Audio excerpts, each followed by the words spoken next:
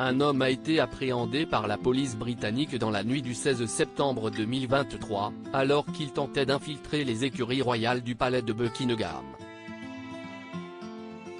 L'incident, qui s'est produit en pleine nuit, n'a heureusement pas mené à une intrusion dans le palais lui-même. Une nuit ordinaire s'est transformée en une course contre la montre pour les forces de sécurité près du palais de Buckingham. Aux premières heures du 16 septembre 2023, un individu a été pris sur le fait alors qu'il cherchait à infiltrer le Royal Mews, l'enceinte où sont situées les écuries royales du palais, en marge de Buckingham Palace. C'est vers 1h25 du matin qu'il a été pris en train d'escalader un mur de ces écuries.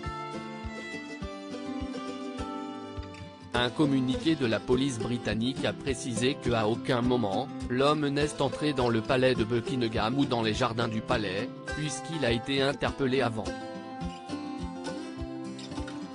Bien que le palais de Buckingham ne soit pas la résidence actuelle de Charles III, il a choisi de rester à Clarence House. L'incident rappelle que les mesures de sécurité entourant la famille royale sont indispensables. En effet, ce n'est pas la première fois qu'une telle situation se produit. La sécurité de la famille royale en question. La sécurité du palais a déjà été mise à rude épreuve dans un épisode survenu en 1982.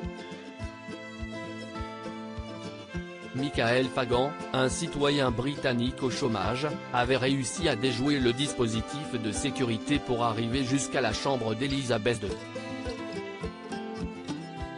Il s'était même retrouvé au pied du lit de la reine. À l'époque, l'homme avait raconté « J'ai tiré le rideau et elle a dit « Qu'est-ce que vous faites ici ?» Le sergent d'armes d'Élisabeth II, Paul Waybrave, était finalement intervenu pour chasser Michael Fagan. Heureusement, depuis cet incident traumatisant pour la reine, la sécurité a été renforcée autour de la famille royale.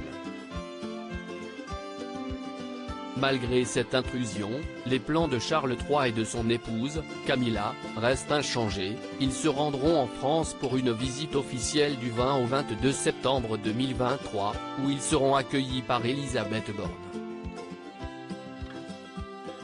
Ils participeront ensuite à une cérémonie d'accueil à l'Arc de Triomphe, en compagnie de Brigitte et Emmanuel Macron.